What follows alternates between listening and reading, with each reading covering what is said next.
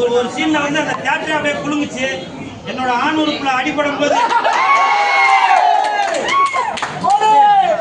தியேட்டரே சிரிச்சுது. அப்போ வந்து கூல் சுரேஷுக்கு வந்து அந்த இதே இருக்கக்கூடாதா அப்படின்னு எதிர்பார்க்கிறாங்களான்னு தெரியல.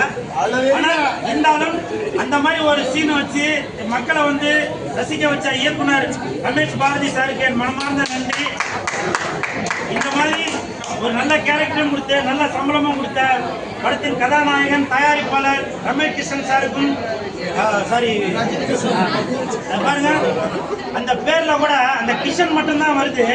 அது முன்னாடி உள்ள பேர் வரமாட்டது பாத்தீங்களா? அதெல்லாம் அதுக்கு இதுக்கு எந்த சம்பந்தம் இல்ல. அந்த கிஷன் அவங்க தங்கச்சி தான், அதனால அதுக்கு இதுக்கு எந்த சம்பந்தம் இல்ல. ரஜினி கிஷன் சாருக்கு என் மனமார்ந்த நன்றி. அப்புறம் என்னோட மாமா பொண்ணு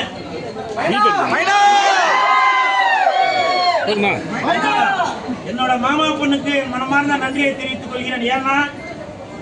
ஏன்னா சில பேர் வந்து ஹீரோயின் வந்து கூல் சுரேஷ் கூட ஈடு கொடுத்து நடிக்கணுமா அப்படின்லாம் நினைப்பாங்க. ஆனால் இவங்க நிறைய இடத்துல என்னை வந்து அண்ணா அப்படின்னு தான் சொல்லியிருக்காங்க. அதை நான் மனமார்ந்த மனசார ஏற்றுக்கிறேன். இவங்க என்ன அண்ணான்னு சொன்னதுனால என்னோட ரசிகர்கள் அவங்க மருந்த குடிக்கிற நிலைமை கூட வருவாங்க, சூசைட் பண்ணிக்கிற நிலைமை கூட வருவாங்க. அந்த மாதிரி தவறான முடிவு எதுவும் எடுக்காதீங்க. ஏன்னா இது படம். அதனால நான் எப்பவுமே படத்துல நடிக்கிறவங்கள ஹீரோயினா நினைப்பேன். வெளியில வந்தாக்கா என்னோட தங்கச்சியா அக்காவா தான் நினைப்பேன். அப்படித்தான் நான் வந்து இவங்களை நினைக்கிறது. இவங்களுக்கு என்னோட நன்றியை தெரிவித்துக் கொள்கிறேன். ஏன்னா நல்லா எனக்கு ஈடு கொடுத்து நடிச்சாங்க. தங்கச்சி அப்படின்னு அப்படித்தான் நான் வந்து இவங்க நினைக்கிறேன். இவங்களுக்கு மனமார்ந்த வாழ்த்துக்கள். இதுல நடிச்சிருக்க மைனர் குஞ்சு கோப்ரா, அப்புறம் நடிச்சிருக்க தங்கச்சி, எல்லாருக்கும் என் மனமார்ந்த நன்றிகளையும் வாழ்த்துக்களையும் தெரிவித்துக் கொள்ள. இந்த படம் மிகப்பெரிய ஹிட்டு. இந்த 2025 எண்டுக்கு வந்துட்டோம். இந்த நேரத்துல இவ்வளவு பெரிய ஹிட்டு கொடுத்துட்டு மனதுக்கு பெரிய மகிழ்ச்சி அடையுது. அதுவும் இல்லாம இல்ல பேய் குத்து அந்த சாங் வந்து பேய் குத்து அந்த சாங் மாதிரி இந்த படத்துல முக்கியமான கேரக்டர் கனகா நடிச்சிருக்காங்க.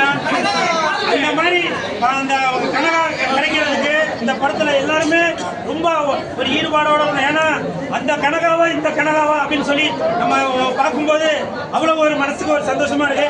எந்த கனகா அப்படின்றத நீங்க படம் பார்க்கும்போது உங்களுக்கு தெரியும். சரிங்களா? நன்றி.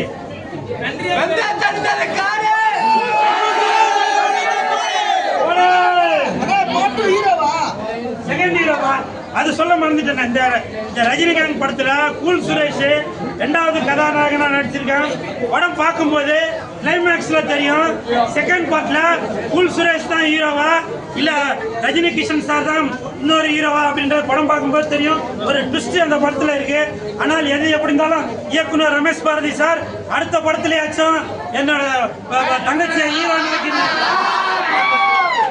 இந்த மைனாக்கு நான் தான் ஒரு பாதுகாப்பான ஆளா இருப்பேன்னு நான் நினைக்கிறேன். அதே மாதிரி இந்த படத்துல இப்ப நாய் பிரச்சனை நிறைய இருக்குது. இந்த படத்துல நாய் வந்து ஒரு முக்கியமான கதாபாத்திரம் நடிச்சிருக்காங்க. ஆமா, இந்த படத்துல அந்த நாயை பார்த்ததுக்கு அப்புறம் அந்த நாயோட நடிப்பை பார்த்து நீங்க போய் அந்த ரேபிஸ்ட் ஊசி போடுற நிலைமை வந்தா கூட வரலாம். அதனால அதை பார்த்து பாதுகாப்பா இருங்க.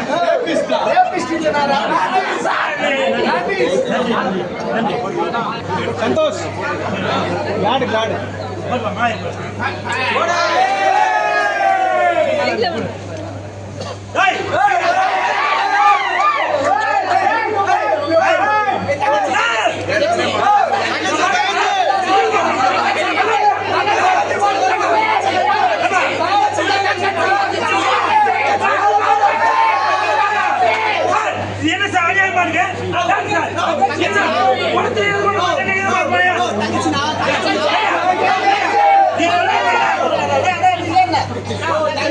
ஏற்கனவே மாலை போட்டு தான் ஒரு விஷயம் மாட்டினீங்க ஜெயிலுக்கு மாலை போட்டு தான் மாட்டினீங்க ஜெயிலுக்கு. சார் மாலையை போட்டாங்க தங்கச்சி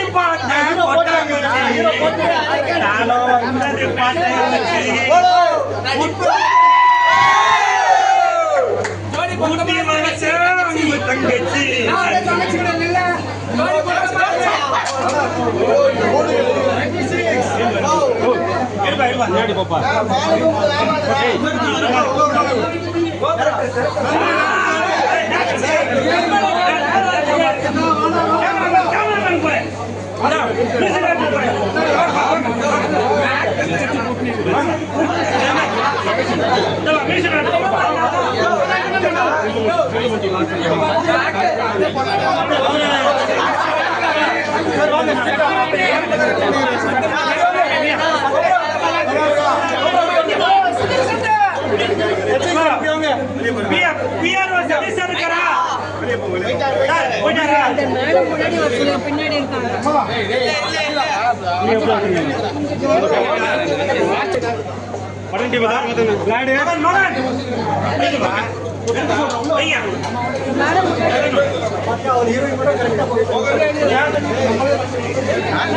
பின்னாடி கொஞ்சம் சைடு வந்துருங்க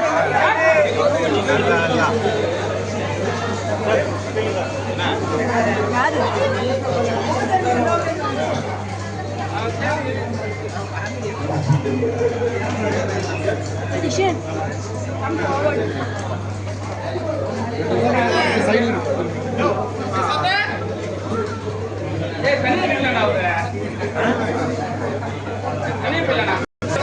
என்ன சார் உங்க கேள்வி? இல்ல என்ன கேள்வி உங்க கேள்வி சொல்லுங்க. என்ன கேள்வி?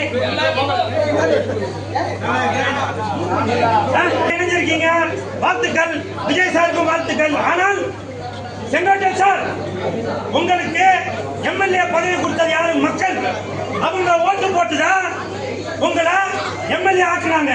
ஆனால் நீங்க அந்த பதவியை ராஜினாமா செய்யும் போது மக்கள்கிட்ட கேட்டீங்களா சார்? மக்கள்கிட்ட கேட்டீங்களா? அது கேட்டுக்கணுமா இல்லையா? ஓட்டு கேட்கும் போது மட்டும் நீங்க வீடு வீடா, தெரு தெருவா, ரோடு ரோடா, மாடி, குடிசை, டீக்கடை, நகைக்கடை, அந்த வீடு, இந்த வீடு, சின்ன வீடு, பெரிய வீடு, மாடி வீடு, குடிசை வீடு, எல்லா வீட்லயும் போய் ஓட்டு கேட்டீங்க. நான் இப்பவும் சொல்றேன் சார், செங்கோட்டையன் சார், நான் உங்களுக்கு தான் சப்போர்ட் பண்ணி சொல்றேன். இப்படி பண்ணலாமா? நீங்களே யோசிச்சு பாருங்க சார். மக்கள் தான் உங்களுக்கு ஓட்டு போட்டு உங்களை எம்எல்ஏ ஆக்கியிருக்காங்க. இதுக்கு முன்னாடி அமைச்சர் ஆக்கியிருக்காங்க, முதலமைச்சர் ஆக்கிறது கூட முயற்சி நடந்தது. ஆனால் இப்போ நீங்க அந்த ஓட்டு போட்ட மக்கள்கிட்ட எதுவுமே கேட்காம நீங்களே போய் ராஜினாமா பண்ணிட்டு இப்படி பண்ணலாமா? சொல்லுங்க. என் வீட்டில் அத்தனை ஓட்டு இருக்கு சார். நான் உங்களுக்கு ஓட்டு போடலான்னு இருந்தேன், இவன் போடலான்னு இருந்தான், இவன் போடலான்னு இருந்தான். ஓட்டு கேட்கும் போது மட்டும் மக்களாகிய நாங்க தேவை. நீங்க ராஜினாமா பண்ணும் போது நான் இந்த மாதிரி ராஜினாமா பண்ண போறேன் அப்படின்னு ஒரு வார்த்தை கேட்டுக்கலாமே சார்? புரட்சி தலைவி அம்மா அவர்களுடைய விசுவாசி தான் நானு. விஜய் சாரோட ரசிகர் தான் நானு. எனக்கு உங்க ரெண்டு பேரையும் பிடிக்கும். ஆனால் இப்படி நீங்க யார்ட்டையுமே கேட்காம அவங்கள்ட்ட ஓட்டு வாங்குறதுக்காக நீங்க எவ்வளவு பாடுபட்டு இருப்பீங்க. எத்தனை வருஷமாக உங்க தொகுதியில நீங்க நல்லது செஞ்சு அந்த மக்களுக்காக அதை பண்ணும் இதை பண்ணும் சொல்லி நீங்க எவ்வளவு பாடுபட்டீங்க. ஆனால் கொஞ்சம் கூட நீங்க மக்கள் கிட்ட எந்த ஒரு வார்த்தையும் கேட்காம நீங்க பாட்டுக்கா ராஜினாமா பண்ணிட்டீங்களே சார். அப்ப எங்களுடைய ஓட்டுக்கு அதுக்கு மதிப்பே இல்லையா? சொல்லுங்க. நீங்க கேட்கும் போது நாங்க போட்டணும், நீங்க உங்க இஷ்டத்துக்கு ராஜினாமா பண்ணிட்டீங்கன்னா அப்ப மக்களாகி நாங்க எதுக்கு இருக்கோம்? இதை யாருன்னா கேட்பீங்களா? கேட்க மாட்டீங்க. காரணம் ஜிங்கிச்சா ஜிங்கிச்சா ஜிங்கிச்சா அந்த ஜால்ராக்கு மட்டும்தான் அங்க மதிப்பு. நீங்க என்ன பண்ணுவீங்க?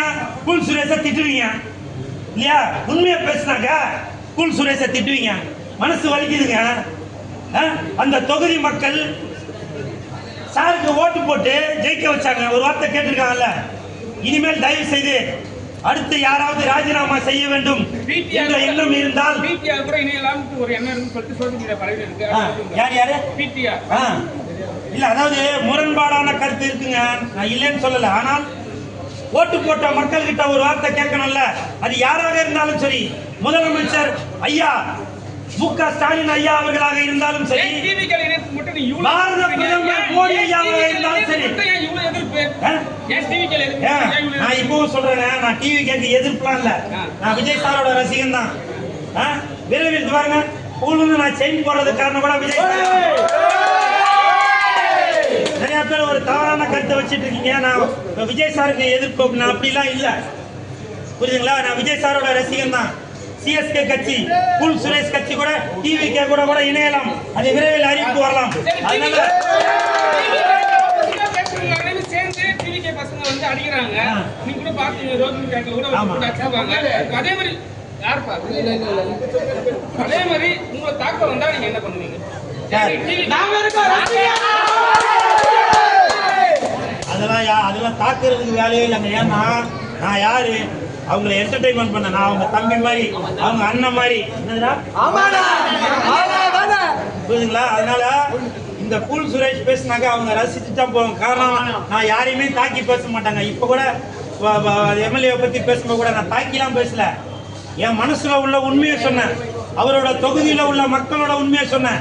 எனக்கு எத்தனை பேர் போன் பண்ணி அவரோட தொகுதியில வந்து கேட்டிருப்பாங்க, என்னங்க நாங்களாம் ஓட்டு போட்டோம், எங்கிட்ட ஒரு வார்த்தை கேட்கல, அவங்களே ராஜினாமா பண்ணிட்டு போயிட்டாங்கன்னு. நீங்களே யோசிச்சு பாருங்க. கட்சி தலைவர்னு உங்களுக்கு போன் அடிச்சாங்களா? இல்ல சார், நீங்க ஒரு கட்சி தலைவர், கட்சி தலைவர் சிஎஸ்கே கட்சியோட தலைவர் கூல் சுரேஷை தாண்டி நான் உங்களில் ஒருவன், மக்களில் ஒருவன்,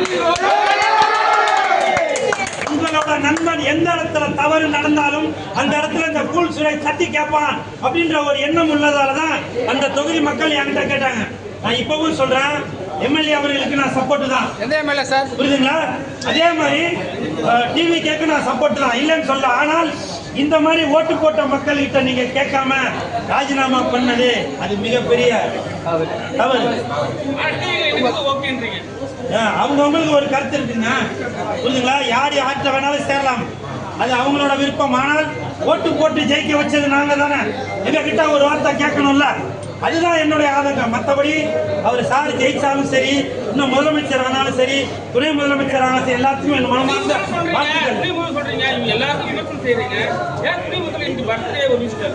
வாழ்த்துக்கள்.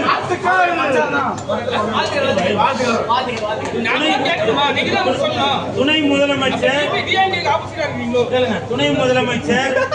உதயநிதி சாருக்கு என் மனமார்ந்த பிறந்த நாள் வாழ்த்துக்களை தெரிவித்துக் கொள்கிறேன். நான் இப்பவும் சொல்றேன், நான் வந்து டிஎம்கே இல்லைங்க. தயவு செஞ்சு 200 ரூபாய் எனக்கு கொடுத்தாங்களா அப்படின்னு சொல்லி கேட்காதீங்க. நான் ஒரு சக நடிகராக, உதயநிதி சாரோட படத்துல நடித்த நடிகராக, அவரோட ஷூட்டிங்ல சாப்பாடு சாப்பிட்டவனாக, அவரோட ஷூட்டிங்ல சம்பளம் வாங்கினவனாக சொல்றேன் நான். அது மட்டும் இல்ல, தமிழ்நாட்டோட துணை முதலமைச்சர் அவருக்கு என் மனமார்ந்த பிறந்த நாள் வாழ்த்துக்களை தெரிவித்துக் கொள்கிறேன். அது மட்டும் இல்ல,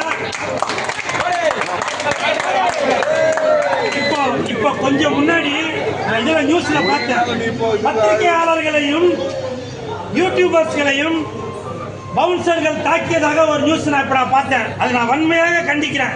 ஏன்னாக்கா இன்னைக்கு பத்திரிகை நண்பர்களும் ஊடக நண்பர்களும் இல்லை என்றால் தமிழகம் மட்டுமல்ல, இந்தியா மட்டுமல்ல, உலகமே இயங்காது. நீங்க செய்யற ஒரு வேலைக்குமே அவங்க வந்து தேவைப்படுறாங்க. அப்படி இருக்கிறப்போ நீங்க பவுன்சருங்களை வச்சு அவங்கள தாக்கியது எனது வன்மையான கண்டனத்தை